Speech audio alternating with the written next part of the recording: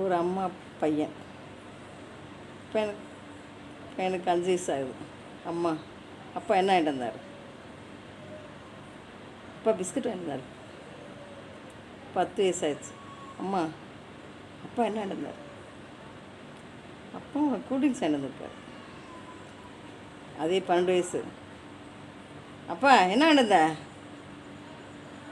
12 வயசில். 15 வயசில் அப்பா என்ன வாங்கிட்டு வந்தார்? கேட்டு சொல்லு. அது 12 வயசு. 15 வயசு. 18 வயசில் உன் புருஷனை கண்டிச்சு வை. சரியா?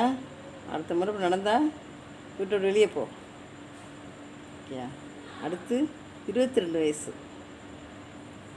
அப்போ மகன் கேட்பான், உன் புருஷனுக்கு உனக்கு வேலை இல்லை, நோயின்னுக்கிட்டு வெளியே போக மாட்டீங்க?